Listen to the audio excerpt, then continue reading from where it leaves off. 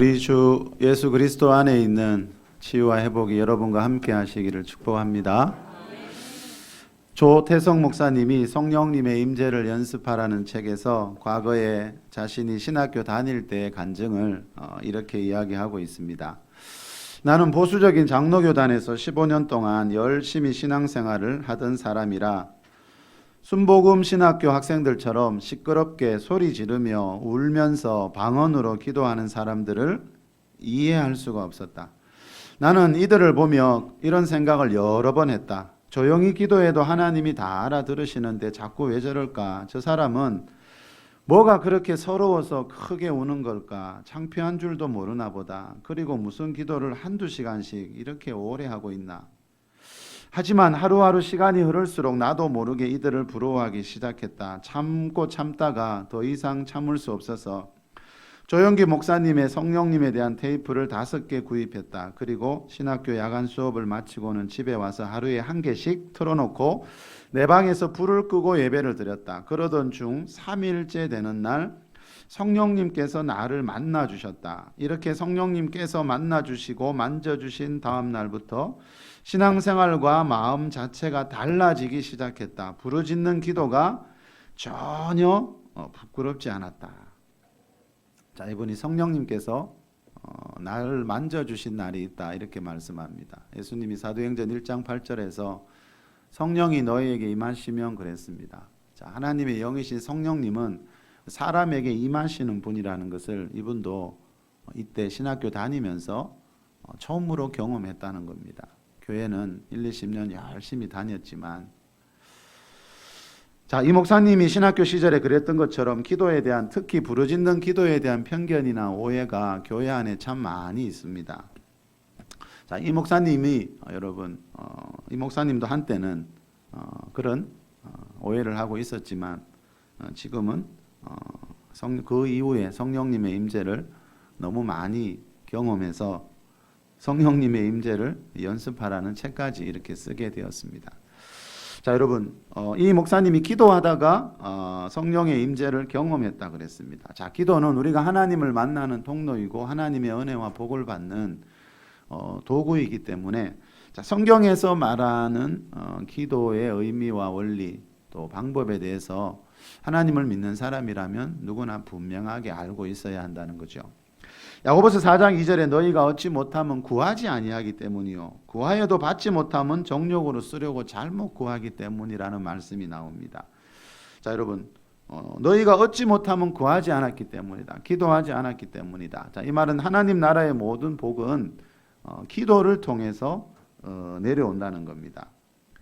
자, 개인의 정욕을 위한 기도가 아니라면 그죠? 우리가 하나님께 무엇인가를 얻기 위해 드리는 기도에는 반드시 응답이 있다는 겁니다. 물론 기도가 하나님께 뭔가를 얻기 위해서만 하는 건 아니지만 하나님께 뭔가를 얻기 위해서 하는 기도가 잘못된 것은 절대로 아니라는 것을 이 야고보 사도가 말씀하고 있습니다. 그리고 정욕으로 쓰려고 구하지 않는 한 우리가 드리는 모든 기도에는 응답이 있다는 겁니다. 그런데 여러분 하나님은 왜 그냥 주시면 되지 그죠? 하나님 백성들에게 이제 하나님 백성 되었으니까 하나님 믿었으니까 그냥 주시면 되는데 왜 그냥 주시지 않고 꼭 구해야 기도해야 주실까요? 유기성 목사님이 선한목자교회 유기성 목사님이 예수님의 사람이라는 책에서 이런 말을 합니다. 하나님은 우리가 구하기 전에 이미 필요한 것을 다 아시는 분입니다. 또 우리에게 주실 것을 이미 다 준비해 놓으신 분입니다. 그럼에도 하나님께서는 구하라고 말씀하셨고 구하지 않기 때문에 얻지 못한다고 말씀했습니다. 그렇다면 하나님께서는 왜 그냥 주시지 않고 우리가 구할 때까지 기다리실까요? 모든 것을 아시는 하나님께서 구하라고 하신 것은 우리로 하여금 하나님을 알게 하시기 위한 것입니다. 하나님께서는 기도라는 방법을 통하지 않고도 모든 것을 하실 수 있습니다. 하나님께서 어떤 일을 계획하시고 그냥 다 이루신다고 생각해 보세요. 그러면 우리가 하나님을 알 수 있을까요? 하나님이 하는 일을 어떻게 아느냐 이 말입니다. 여러분 우리가 기도라는 과정을 거치지 않고 하나님 백성 됐다고 내가 원하는 복이 다 하늘에서 저절로 내려온다면 과연 그 복이 하나님으로부터 온 복이라는 것을 우리가 믿을 수 있겠는가 이 말입니다. 그래서 하나님은 그렇게 하시지 않습니다. 간절히 기도한 뒤에 여러분 뭔가를 받거나 어떤 일이 딱 이루어지게 되면 그것이 하나님으로부터 왔다는 것을, 하나님의 은혜라는 것을 어지간한 사람들은 다 알기 때문에 하나님은 그런 방법으로 하나님 백성들에게 온갖 좋은 은사와 온전한 선물들을 주셔서 결국 또 하나님께 영광을 돌리게 한다는 겁니다. 에스겔 36장 37절에 보면 여러분 그래도라는 단어가 나옵니다. 여러분 이 단어를 꼭 기억하셔야 됩니다. 그래도. 자, 이 말씀 앞에 보면요, 하나님이 그 이스라엘 백성들에게 그 당시에 황폐한 땅을 에덴 동산같이 부족한 것이 없는 그런 낙원으로 만들어 주겠다는 약속을 하시면서 37절에 와서 그래도라는 단어를 사용하시면서 이렇게 말합니다.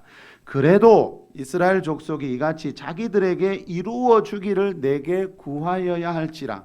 자, 하나님이 이런 복을 주시겠다고 약속했습니다, 앞에서. 근데 그게 저절로 이루어지지 않는다는 겁니다. 여러분들이 어떤 꿈이나 환상을 통해서, 그죠? 하나님께서 이런 복을 주겠다니 인생 가운데 네 가정에 그렇게 말씀하셨어도 그래도 그 복은 절대로 그냥 이루어지지 않습니다. 그래도 이스라엘 족속이 이같이 자기들에게 그것을 하나님이 약속하신 것을 이루어 주기를 내게 구하여야 할지라. 자, 이게 하나님이 일하시는 방법입니다. 여러분이 일하시는 방법이 있듯이 하나님은 이런 식으로 하나님의 일을 지금 하고 계시다는 겁니다. 그래서 여러분 하나님 나라의 모든 복은 구하는 자에게 받기 때문에 예수님도 구하라 그리하면 주실 것이요 이렇게 말씀하고 있습니다.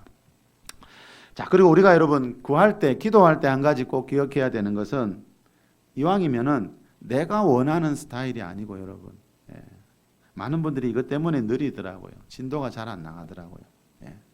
여러분 기도하는 자체가 다 소중하지만 이왕 기도할 바에는 내가 원하는 스타일이 아니고요. 자, 성경에서 강조하는 기도 스타일대로 해야 한다는 거죠. 참소망교회 목사님 블로그에 보니까요, 부르짖는 기도의 능력이라는 글이 있던데 이런 말이 나옵니다. 몇 년 전에 국군 중앙교회에서 부흥회를 인도했는데 육군 대령 한 분이 찾아와서 기쁨이 충만한 얼굴로 말하기를, 목사님 제가 30년 동안 예수를 믿었으나 소리내어 기도하지 못하고 묵상 기도만 하고 지나왔는데 이번에 목사님 말씀대로 입을 열어 큰 소리로 부르짖었더니 성령의 불을 받고 제 심령에 큰 변화가 일어났습니다. 정말 감사합니다라고 간증하는 것이었. 저는 이 목사님 이야기입니다. 신학교 나와서 첫 목회할 때 성령 받은 교인이 밤새 소리내어 기도하거나 방언하는 사람이 있으면 하나님이 귀가 잡수셨나 하면서 못하게 하고 내어 쫓았으나 제가 큰 소리로 부르짖어 기도하다가 성령의 불을 받은 뒤부터는 부르짖는 기도를 강조하는 목사가 되었고 작은 교회가 큰 교회로 성장하게 되었습니다. 한국 교회가 살고 이민족이 사는 길은 이 부르짖는 기도에 있다고 확신합니다. 자, 이 목사님 말은요, 내가 경험해 보지 않을 때는 몰랐다는 겁니다. 자, 많은 분들이 여러분 이런 영적인 체험이나 이런 걸 경험해 보지 않은 분들은 그런 걸 경험한 분들을 이렇게 비난하고 정죄할 때가 있습니다. 경험해 보지 못했기 때문에, 하나님을 지식으로만 알고 머리로만 알고 경험해 보지 못했기 때문에 이 목사님도 성령을 받아서 그렇게 부르짖어 기도하고 방언으로 기도하는 성도 있으면 교회에서 쫓아냈대요. 저도 이런 목사님들 더러워합니다. 참 안타깝더라고요. 그런 말 들을 때마다. 자, 여러분, 그래서 신앙생활은 체험이 중요합니다. 체험은 위험한 것이고 말씀만 있으면 된다고 하지만 정말 하나님의 말씀이 있는 곳에는, 마가복음 16장 마지막 부분에서 봤죠, 우리가. 여러분, 정말 하나님의 말씀이 있는 곳에는 말씀에 따르는 표적들이 있습니다. 표적. 그곳에서 믿고 있는 말씀이 성경 66권에서 말하는 말씀이라면 그 말씀을 따라다니는 표적이 있는데 그 표적은 다 초자연적인 것입니다. 사람의 힘으로 되는 게 아니고 하나님이 하시는 초자연적인 역사의 현상들이라는 겁니다. 그래서 정말 말씀을 가진 사람은 그 그 말씀에 따르는 다양한 표적들을 경험하면서 살아가게 됩니다. 그렇다고 표적을 쫓아갈 필요가 없습니다, 여러분. 왜요? 표적은 말씀을 따라오기 때문에 이 말씀을 가지고 있으면, 이 말씀이 내 영혼에 있으면 표적은 저절로 일어날 수밖에 없다라는 것. 그게 하나님 말씀의 특징입니다. 자, 여러분, 영의 세계를 직접 체험해 보지 못하고 머리로만 믿는 신앙이 되면요, 이 목사님도 한때 그랬었던 것처럼 목회자이지만, 그죠? 성경과 반대되는 생각을 하면서 살 수 있습니다. 자, 성경에서 강조하는 부르짖는 기도와 방언 기도인데, 그죠? 그게 분명히 성경에 있는 기도인데, 그죠? 자, 그것을 하지 못하게 했다는 것은 이 당시에 이 목사님이 성경과 완전히 반대되는 생각을 가지고 살아가고 있었다는 거죠. 마가복음 12장에 보면 예수님이 사두개인들을 보고 너희가 성경도 하나님의 능력도 알지 못함으로 오해하고 있다는 말씀을 하고 있죠. 사두개인들이 누구라 그랬죠? 그 당시에 제사장들이, 최고 종교 지도자들이었어요. 여러분, 늘 성경책 옆에 끼고 성전에서 제사를 집례하는 제사장들인데, 예수님이 보실 때는 성경도 모르고 있고 하나님의 능력도 알지 못하고 있고 너희가 크게 오해하고 있다. 자, 여러분, 제사장이고 목회자이지만 하나님과 정반대의 길로 갈 수 있다는 겁니다. 크게 오해하고 있다는 것은 지금 하나님하고 애동처럼 동행하는 삶이 아니라는 겁니다. 하나님과 전혀 반대되는 생각을 가지고 제사 드리고 있고 설교하고 있다는 겁니다. 이런 안타까운 일들이 여러분 교회 안에 얼마든지 일어날 수 있기 때문에 호세아 선지자가 뭐라 그랬죠? 하나님을 알자, 힘써 여호와를 알자. 좀 하나님이 어떤 분인가, 살아계신 거 믿기만 하지 말고 그분이 어떤 분인지 알기 위해 좀 힘을 쓰자 그랬습니다. 직분보다 더 중요한 것은 호세아서 4장 1절에서 말하는 하나님을 아는 지식입니다, 여러분. 하나님을 아는 지식. 믿는 게 전부가 아닙니다, 여러분. 오직 믿음은 그럴 때 쓰는 게 아니라 그랬죠. 오직 믿음으로 다 되는 게 아닙니다, 여러분. 여러분 믿으니까 다 됩니까? 믿으면 하나님 백성 되고, 예수님을 하나님 아들로 믿으면 죄에서 구원받고 하나님 백성 됩니다. 그 다음에 해야 될 게 있는데, 우리는 5년 10년 믿은 사람들도 맨날 오직 믿음이래요. 그러니까 발전이 없죠, 여러분. 오직 믿음은 기초고 시작이지 그게 전부가 아니거든요. 호세아서 6장 6절에 보면요, 나는 번제보다 제사보다 하나님 아는 것을 원한다. 하나님이 이렇게 말씀해요. 우리 지금 예배 제사 드리고 있잖아요. 자, 우리가 예배를 아무리 많이 드려도 여러분 하나님을 알지 못하면 그 아무 얘기 없다는 거죠. 내가 믿는 하나님이 어떤 분인지, 무엇을 중요하게 여기는 분인지 그걸 모르고 드리는 예배는 하나님이 원치 않는다는 거예요. 그래서 오죽하면 나는 제사보다 하나님 아는 걸 더 원한다. 그렇게 말씀합니다. 자, 여러분, 왜 이런 말씀을 합니까? 하나님이 호세아 4장 6절 말씀처럼 내 백성이 지식이 없으므로 망하는 일들이 어느 시대나 있기 때문이에요. 내 백성이지만, 하나님 보실 때 분명히 내 백성이지만 그 하나님의 백성들이 하나님을 아는 지식이 없어서 망하고 있다는 거예요. 이 말이 뭡니까? 여러분, 하나님을 믿지만 하나님을 아는 지식이 없어서 망해가고 있으면 하나님이 불쌍해서 다 구원해 줍니까? 아니라는 거예요. 하나님을 믿는 사람들이 하나님을 아는 지식이 없어서 망하는 것은 하나님도 어쩔 수가 없다는 거예요. 그래서 호세아 선지자가 힘써 여호와를 알자. 교회만 다니지 말고 믿기만 하지 말고 우리가 믿는 하나님이 어떤 분인가, 하나님의 영이신 성령님이 사람에게 임하신다고 했는데 그게 뭔 말인가, 그게 다 신비주의인가, 이런 걸 알기 위해 힘을 써야 한다라는 거죠. 자, 하나님에 대한 지식 중에 특히 여러분 기도에 대한 지식은 아주 중요합니다. 기도를 통해서 하나님을 만나기 때문에. 자, 여러분, 하나님은 기도를 통해 우리를 만나 주시고 좀 전에 말씀드린 것처럼 기도를 통해 우리에게 뭔가를 주시기 때문에, 자, 예수님 믿어서 하나님 자녀 된 뒤에는 성경에서 말하는 기도의 의미가 뭐고 또 어떻게 기도 생활을 해야 되는지, 하나님은 어떤 기도를 원하시는지, 여러분 내 스타일이 아니고 하나님의 말씀하시는 스타일을 우리가 알고 있어야 된다는 거죠. 자, 오늘 본문에 보면요, 다윗, 우리가 잘 아는 다윗은 지난주도 살펴봤죠. 다윗은 어떤 기도를 주로 했으며 또 그 기도를 통해 하나님으로부터 어떤 결과, 어떤 응답들을 얻을 수 있었는지 오늘 본문을 보면 잘 나옵니다. 우리 본문 1절부터 먼저 한번 읽어볼까요? 여호와여 시작.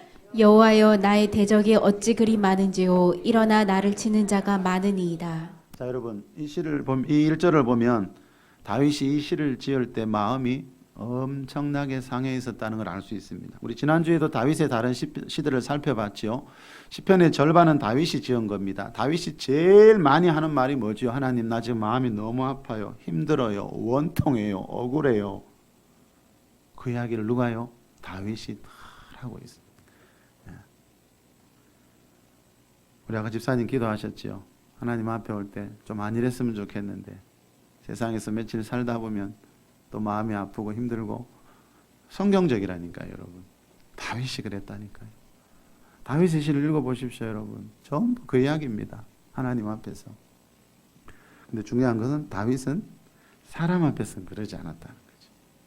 하나님 앞에서 나의 원통함을 다 쏟았다는 거죠. 예. 자, 여러분. 다윗이 마음이 여러분 대적이 어찌 그리 많은지요. 나를 치는 자가 주님 왜 이렇게 많습니까? 주님 내 인생에는 원수들이 왜 이렇게 많습니까? 이 말입니다. 여러분 원수 한두 명만 있어도 인생이 얼마나 피곤합니까? 여러분 원수를 만난 적이 없어서 그렇구나. 저는 인생이 너무 힘들더라고요. 원수가 한두 명만 있어도. 근데 여러분 다윗은 주님 나를 치는 자들 나의 원수들이 왜 이렇게 많습니까? 내 인생에는 나는 왜 이렇게 고난이 많습니까? 나는 주님을 이렇게 사랑하는 예배자인데 나는 하나님이 찾으시는 사람인데 하나님이 보시기에 심히 좋은 예배자인데 왜 내 인생은 이렇게 적들이 많습니까? 그 이야기하는 겁니다. 왜 그렇다 그랬지요? 이 세상에는 도둑질하고 죽이고 멸망시키는 마귀라는 신이 있기 때문입니다. 그래서 하나님을 사랑할수록 하나님과 동행할수록 당하는 어려움이 있다 그랬죠. 자, 이 1절 후에 보면 여러분 뭐라고 적혀 있죠? 여러분 성경에요. 다윗이 그의 아들 압살롬을 피할 때 지은 시라고 적혀 있죠.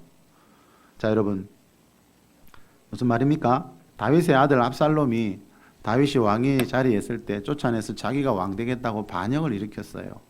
여러분 다른 사람이 반역을 일으켜도 힘든데 그죠? 자기 아들이 그죠? 반역을 일으켜서 다윗을 쫓아내서 지금 도망다니고 있는 거예요. 그러니까 그 마음을 당해보지 않은 사람들은 여러분 어떻게 알겠습니까? 여러분 세상의 신인 마귀가 때로는 자기 장인인 사울왕을 통해서 자기를 죽이려고 했고요. 또 때로는 아들 압살롬을 통해서 끊임없이 다윗을 공격했지만 다윗이 그 모든 어려움 속에서도 어떻게 우울증 걸리지 않고 정신병 걸리지 않고 살아남을 수 있었을까? 그 비결이 4절에 나옵니다. 4절 우리 같이 읽어볼까요? 시작. 내가 나의 목소리로 여호와께 부르짖으니 그의 성산에서 응답하시는도다. 자, 다윗이 여러분 그 많은 고난을 이길 수 있었던 비결은 여기에 있습니다. 나의 목소리로 여호와께 부르짖으니. 목소리가 중요합니다, 여러분. 여러분 사랑하는 사람의 목소리를 듣고 싶고 얼굴을 보고 싶잖아, 그죠? 여러분 하나님 앞에 와서는 내 목소리를 올려드려야 됩니다. 찬양 왜 합니까? 기도를 왜 합니까, 여러분? 그 의미 중에 하나는 내 목소리를 올려드리는 겁니다. 자, 여러분 다윗은 마음이 상하고 원통한 일 만날 때마다 목소리로 여호와께 부르짖었습니다. 자, 다윗이 5절에서는 뭐라 그럽니까? 내가 누워 자고 깨었으니 여호와께서 나를 붙드심이로다. 자, 다윗이 그 어려움 속에서도 여러분 잠은 잤대요. 근데 밤에 자고 아침에 깨어날 수 있었던 비결이 뭐라고요? 5절에요. 뭐라고 돼 있지요? 여호와께서 나를 붙들어 주셨기 때문이다. 이 말은 나를 지켜주셨기 때문이다. 여러분 밤에 자고 아침에 일어나는 거 우리는 때로는 태연하게 생각하지만 너무나 당연하게 여기지만 그것이 하나님의 은혜라는 거죠. 특히 어떤 어려운 일이 있을 때 아들이 나를 여러분 광야에서 쫓아내고 나를 잡아 죽이려고 할 때 그 여러분 그 원통함 속에 잠을 잘 수 있다는 것은 하나님 은혜라는 거죠. 다시 말하면 부르짖는 기도에 대한 응답이라는 뜻입니다. 하나님께 부르짖어 기도했더니 하나님이 내가 밤에 잠잘 수 있는 그런 은혜를 주셨다는 거죠. 6절에 보십시오. 우리 6절 한번 읽어볼까요? 천만인이 시작.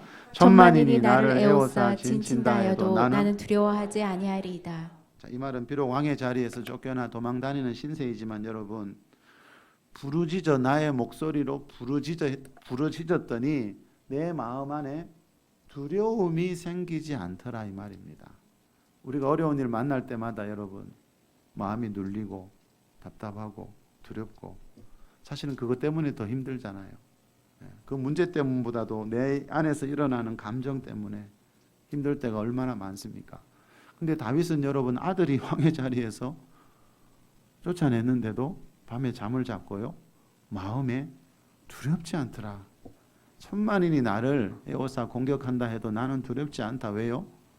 나는 부르짖어 기도해서 하나님께서 나를 지켜주신다는 그 믿음이 있었기 때문에 다윗은 그런 환경 속에서도 여러분 우울증 걸리지 않았고요. 마음이 두렵지 않았대요. 자, 부르짖는 기도가 여러분 마음의 두려움을 몰아냅니다.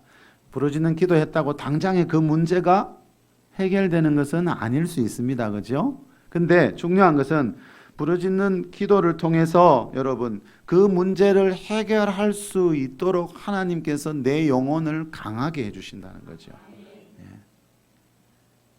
7절에 보면요. 다윗이 뭐라 그럽니까? 여호와여 일어나소서 나의 하나님이여 나를 구원하소서. 자 여러분 다윗은 내가 목소리로 부르짖어 기도할 때 하나님이 일어나서 무슨 말입니까? 하나님이 일하신다는 그런 믿음이 있었어요.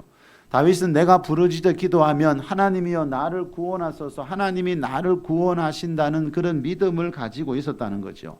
그래서 시편에 나오는 다윗의 기도를 보십시오. 거의 다 다윗은 묵상 기도가 아니고요. 거의 다 하나님께 부르짖는 기도를 하고 있습니다. 자, 우리 시편 5편으로 한번 가봅시다. 이것도 다윗이 지은 시인데요. 1절에서 3절입니다. 시작. 여호와여 나의 말에 귀를 기울이사 나의 심정을 헤아려 주소서. 나의 왕 나의 하나님이여 내가 부르짖는 소리를 들으소서. 내가 주께 기도하나이다.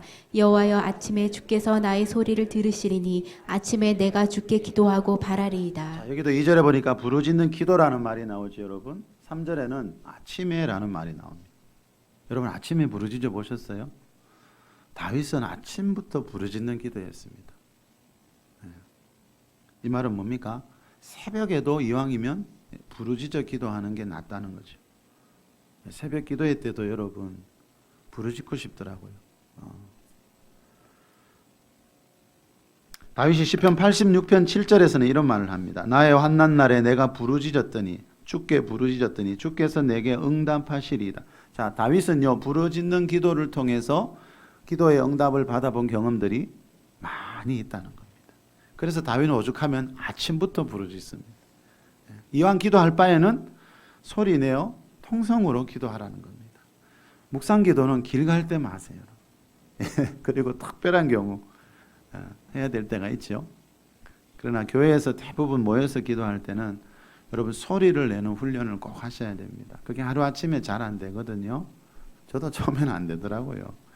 아까 목사님 간증 보십시오. 신학생인데도 안 된다잖아요. 순복음 교단은 그게 너무 자연스러운데 왜요? 그 순복음 교단은 그 분위기가 너무 일반화되어 있기 때문에 거기서는 그게 너무 자연스러운데 아까 이분은 장로교단에서 15년 동안 신앙생활을 했다 그랬죠. 장로교단도 다 그런 건 아니지만 일반적으로 그런 데가 많기 때문에 부르짖는 기도를 잘 못했다잖아요. 신학생이지만. 그래서 여러분 하루아침에 되는 게 어디 있겠습니까? 누구나 도전하고 훈련하면 얼마든지 할 수 있지요. 자, 여러분 묵상 기도가 필요할 때는 있는데요. 특히 이 다윗처럼 환난을 만났을 때 마음이 원통할 때 마음이 상할 때 묵상 기도는 거의 도움이 안 됩니다, 여러분. 사람의 영혼육에 대해서 제가 늘 말씀드리지요. 사람의 영혼육의 그 관계와 그 하나님의 치유를 우리가 공부할 때 많이 받지 않습니까? 마음 상하고 눌리고 힘든 일이 있을 때는 이 하나님 앞에 나의 원통함을 토하며 톳을 했다 그랬죠. 다윗도 시편 142편에서 그죠? 그걸 감정을 토하고 톳을 해야 그게 내 안에 쓴뿌리가 안 되지. 그런 상한 감정이 있고 내 인생에 눌림이 있는데 계속 묵상하고 있으면요. 그 그 안에 있는 상처가 치유되지 않은 상처가 여러분 쓴뿌리가 돼서 나중엔 정말 내 깊은 곳에 박히게 됩니다. 그러면 더 심각한 문제가 일어나거든요. 자, 그래서 여러분 다윗은 원통한 이를 만났을 때 부르짖는 기도를 하면서 하나님 앞에 그 마음을 토설했기 때문에 다윗처럼 이렇게 기구한 일, 그죠? 수많은 아픔, 그런 힘든 일들을 다윗이 견뎌낼 수 있었다는 거죠. 자, 여러분 부르짖는 기도는 오늘 오후 설교 제목이 치유기도인데요. 부르짖는 기도는요, 그 기도 자체가 치유기도입니다. 부르짖는 기도를 할 때 하나님이 우리 영혼육을 만지시고 치료하실 때가 많다는 것은 그동안 여러분도 많이 경험해 봤을 겁니다. 자, 구약 성경에 가장 많이 나오는 기도, 가장 강조하는 기도는 그죠? 그 당시에 하나님을 가장 잘 믿고 하나님을 바르게 알았던 사람들이 했던 기도는 다윗을 보면 알 수 있지만 부르짖는 기도였습니다. 그래서 여러분 통성기도 시간에는 자꾸 소리를 내려고 해야 됩니다. 기도가 유창하게 안 나올 때는 주여라고 아버지라고 여러분 불러보십시오. 얼마나 좋습니까? 기도 안 될 때는 그냥 아버지 주님. 여러분이 길 갈 때 혹시 저 만나서 저 불러보십시오. 여러분이 10번 부르면 저는 10번 다 쳐다봅니다. 왜요? 그만한 인격은 있습니다. 제가. 근데 하나님은 최소한 저보다 훨씬 더 인격적인 분입니다. 그분은 부를 때마다 반드시 우리가 육신의 눈으로 안 보여서 그렇지, 그죠? 하나님은 반드시 우리를 쳐다보신다는 그런 믿음으로 기도하는 여러분 되시길 바랍니다. 조대성 목사님이 쓴 또 임재기도라는 책이 있는데 이 책에서는 이런 말을 합니다. 너무나 많은 교회들이 1970년대부터 80년대 후반까지에 충만했던 교회의 역동성을 잃어버린 것을 우리는 알 수 있습니다. 교회마다 석사 박사들이 많고 신학 박사들도 넘쳐납니다. 부유한 사람들도 많아졌고 영향력 있는 사람들도 많아졌습니다. 그런데 왜 예전보다 훨씬 능력 없는 모습으로 살아가는 것일까요? 이런저런 원인이 있을 것입니다. 그러나 가장 큰 이유 가운데 하나는 바로 큰 소리로 기도하는 부르짖는 기도가 식어가고 있으며 심지어 사라져가고 있기 때문입니다. 성경에 나타난 믿음의 선배들은 문제가 있을 때마다 부르짖어 기도했습니다. 하나님도 부르짖어 기도하라고 명령하셨습니다. 부르짖어 기도하는 것은 성경적인 기도이며 성경이 가장 많이 강조하는 기도입니다. 자, 구약시대는 방언기도가 없었죠. 그렇죠? 방언기도가 나오기 전에 구약시대에 가장 강조했던 기도는 여러분 부르짖는 기도였습니다. 이 목사님 말대로, 이 목사님만이 아니고 많은 목회자들이 그렇게 말씀하더라고요. 한국교회가 7, 80년대 부흥했던 그 원동력이 뭡니까? 그 새벽 기도와 부르짖는 기도였잖아요. 그런데 그 기도를 지금 잃어버리고 요즘 얼마나 잃어버렸으면 부르짖어 기도하면 못하게 하는 그런 일들까지 있으니까 얼마나 교회가 빨리 많이 변해버렸습니까? 자, 부르짖는 기도를 잃어버리니까 교회가 능력이 안 나타난대요. 세상에서 일어나는 일이나 교회 안에서 일어나는 일이나 똑같다면 여러분 교회는 뭘까요? 그럼 여러분 교회 안에 하나 초자연적인 그죠? 인간의 이성을 능력을 초월하는 어떤 역사들이 없다면 교회는 과연 뭡니까 그럼? 우리는 요즘은 기적이 하도 안 일어나니까 기적이 안 일어나는 걸 너무나 당연하게 여기는 것 같아요. 우리 찬양할 때는 기적의 하나님, 창조주 하나님 그러잖아요. 기도할 때 전능하신 하나님이라 그러잖아요. 전능하신 하나님, 기적의 하나님 믿고 있는데 왜 내 삶 속엔 기적이 없죠? 다윗은 그랬죠. 어느 시편에 보니까 주께서 내게 행하신 기적이 많고 여러분 기적의 하나님을 믿으면 내 삶 속에 내 가정에 기적이 많은 것은 너무나 당연한데 그죠? 안타깝게도 요즘은 그런 하나님의 기적을 이야기하는 시대가 아닌 것 같더라고요. 그 결정적인 이유 중에 하나가 우리가 부르짖는 기도를 잃어버렸기 때문이다. 자, 부르짖는 기도가 없으니까 교회가 약해지고 기적이 안 일어나더라. 이 목사님 말이 아니고 많은 분들이 여러분 그런 말들을 하고 있습니다. 수많은 예배를 드리는데 왜 하나님의 영광이 나타나지 않을까요, 여러분? 예배는 그때나 지금이나 얼마나 많이 드립니까? 그죠? 근데 왜 하나님의 능력이 나타나지 않는가? 우리가 고민해 봐야 된다는 거죠. 자, 여러분 앞서 소개한 두 목사님 경우처럼 그죠? 처음에는 부르짖는 기도에 대한 오해를 하고 있다가 본인이 직접 해보니까 그 기도를 통해서 이전에 1, 20년 동안 경험하지 못했던 그런 하나님의 성령의 임재를 경험하게 되고 하나님의 치유와 은사가 임하는 것을 경험하게 되더라는 거죠. 예수님의 12 사도들이 목회했던 초대교회 때도 그랬습니다, 여러분. 자, 우리 초대교회를 한번 가봅시다. 사도행전 4장 23절 24절입니다. 시작.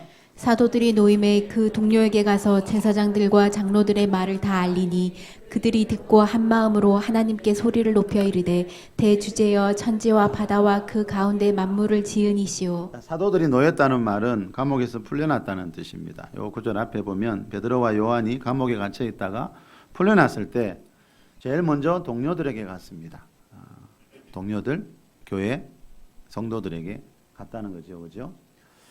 자, 그리고 가서 뭐 했습니까? 42절에 그들이 듣고, 자, 잡혀 있을 때 이야기를 듣고 한 마음으로 하나님께 소리를 높여 기도했습니다. 자, 소리를 높여 기도했다는 말은 다윗이 그랬듯이 나의 목소리로 부르짖는 기도를 사도들도 초대교회 성도들도 했다는 겁니다. 왜 굳이 소리를 그냥 기도했다 그러면 되는데 왜 소리를 높여 이르되 기도했다 그럴까요? 소리를 높여 하는 기도가 분명히 어떤 유익이 있기 때문에 이 사도행전 저자가 이 글을 성령의 감동을 받아서 쓰면서 여러분 이 단어를 넣었겠죠. 그죠? 구약이나 신약이나 기도의 원리는 여러분 똑같다는 거죠. 우리가 이왕 기도할 바에는 그죠? 내 생각 좀 내리고 내 스타일 좀 내려놓고 성경에서 말하는 대로 그 성경에서 그 시대에 하나님을 가장 가까이에서 여러분 만났던 그 선지자들이고 사도들이잖아. 그죠? 그러면 그분들의 스타일을 따라가야 된다라는 거죠. 자, 한 마음으로 그렇게 했다는 말은 뭐예요? 사도들만이 아니라 그 자리에 있던 성도들도 있었겠죠. 그죠? 그 자리에 있던 모든 그리스도인들이 그죠? 다 그렇게 큰 소리로 부르짖어 기도했다는 거죠. 다시 말하면 초대교회 사도들은 성도들에게 분명히 부르짖는 기도를 강조했고 가르쳤습니다. 여러분 감옥에 갇혀 있다 지금 풀려났거든요. 힘이 있을까요, 없을까요? 평소보다 훨씬 없겠죠. 그런데 감옥에 갇혀 있다 풀려나자마자 사도들은요 부르짖어 소리를 높여 기도했습니다. 자, 그러면 이날 있었던 이 기도회의 마지막 모습에 대해서 31절에 보면 이런 말이 나옵니다. 사도행전 4장 31절입니다. 시작. 빌기를 다음에 모인 곳이 진동하더니 무리가 다 성령에 충만하여 담대히 하나님의 말씀을 전하니라. 빌기를 다 했다는 것은 소리를 높여 그들이 한 마음으로 이제 기도를 마칠 때쯤에 무슨 일이 있었습니까? 모인 곳이 진동했습니다. 모인 장소가 갑자기 움직였다는 겁니다. 진동, 어떤 변화가 있었다는 겁니다. 그렇죠? 우리나라 목회자들이 많이 보는 옥스포드 주석에 보니까요. 모인 곳이 진동했다는 말을 이렇게 설명하고 있습니다. 이러한 현상은 성도들의 간절한 합심 기도가 연락되었다는 가시적 증거이며 동시에 곧 이어지는 성령의 강한 임재와 연결된다.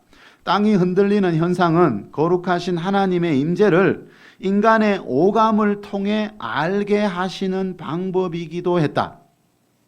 자, 이 설명처럼 여러분 하나님이 그곳에 임재하시는 것을 그곳에 있는 사람들에게 그 사람들이 가지고 있는 오감을 통해서 알게 하실 때가 있다는 거죠. 하나님은 우리 몰래 임재하셨다가 몰래 떠나지 않는다는 거죠. 예수님이 분명히 성령이 너희에게 임하실 거다. 자, 여러분 하나님의 영이신 성령님이 우리 가까이 오시는데 우리 영혼력에 아무런 변화가 없겠습니까? 내가 좋아하고 내가 존경하는 분이 가까이 앞에 와 악수만 청해도 우리 마음이 떨리고 막 어떤 사람 눈물을 막 쏟대요. 근데 여러분 그 사람보다 최소한 수십 배 수백 배 존귀하신 하나님의 영이신 성령님이 우리에게 임재하시는데 우리 마음에 아무 변화 없이 냉랭하게 눈 말똥말똥 뜨고 그렇게 되겠느냐 이 말입니다. 여러분. 신앙생활은 여러분 성경을 읽고 쓰고 외우고 하나님이 우리에게 주신 지성도 반드시 필요합니다.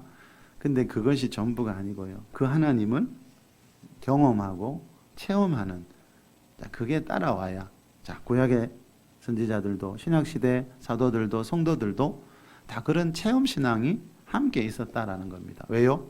그분들은 하나님 말씀 그대로를 가지고 있었거든요. 하나님 말씀을 가지고 있다 보니까 마가복음 16장 마지막 절에서 마지막 부분에서 말하는 말씀에 따르는 표적들이 저절로 따라오더라는 거죠.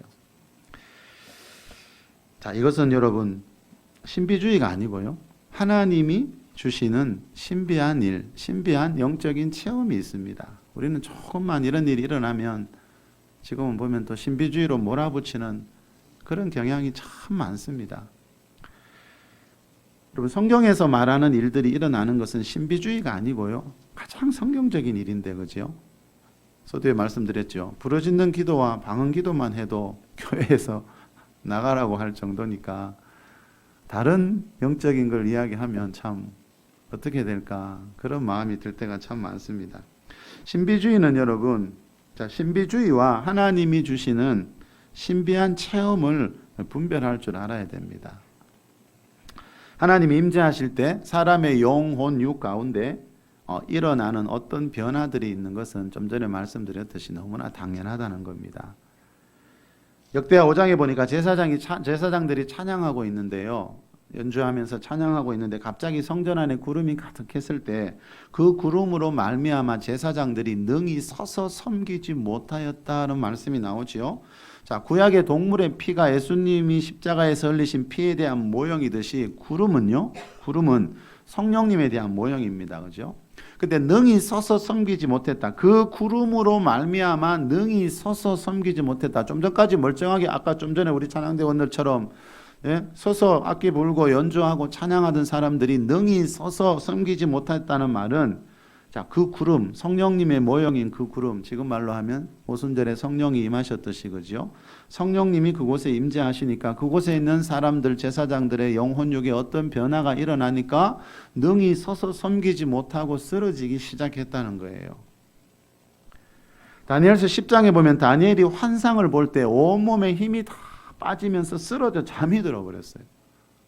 우리는 지금 예배 드리다가 잠들면 저 사람 신비주의자인가 이단인가 별소리 다 할 거예요. 누가 그랬다고요? 다니엘이요. 이 말은 뭡니까? 우리가 환상을 볼 때든지 어떤 영적인 체험을 할 때 우리 영혼육에 어떤 변화가 일어나는 것은 너무나 당연한 일이다. 그런 너무나 당연한 일, 성경에 그 당시에 하나님을 가장 가까이에서 하나님을 경험했던 선지자들, 사도들이 경험했던 그 너무나 당연한 일들이 지금은 너무 없으니까 무엇이 하나님의 교회고 하나님의 것인지 우리는 분별을 못할 때가 참 많아졌다는 거죠. 자, 여러분, 성령께서 임재하실 때 그죠? 오순절에 보니까 하늘로부터 급하고 강한 바람 같은 소리가 있고 그죠? 불의 혀같이 갈라지는 것들이 각 사람 위에 보이더라 그랬어요. 자, 그 말은 뭡니까? 자, 사도행전 4장에서 좀 전에 읽은 것처럼 자, 빌기를 다 하니까 모인 곳이 진동했다. 우리가 정말 주님을 뜨겁게 그죠? 기도하면 어떤 초자연적인 현상들이 일어나는 것은 그거는 너무나 당연한 일인데 요즘은 그런 일을 이야기하면 이상하게 보는 경우가 참 많더라고요. 성경에 있는 이야기인데 그죠? 여러분, 성경에 없는 일 굳이 관심 가질 필요는 없지요. 그죠? 물론 요한복음에 보니까 예수님은 성경에 있는 표적 기적만 일으킨 건 아니라 그랬죠. 그죠? 또 어떤 사람들은 그렇게 또 묻잖아요. 그런 게 성경에 어디 있냐고. 여러분, 성경에 없는 기적도 하나님은 행할 수 있는 분이라는 걸 잊으시면 안 됩니다. 하나님, 예수님이 다른 표적도 많이 행하셨으나 그랬지요. 성경에 기록되지 않은 다른 표적도 많이 행하셨어요. 예수님은요.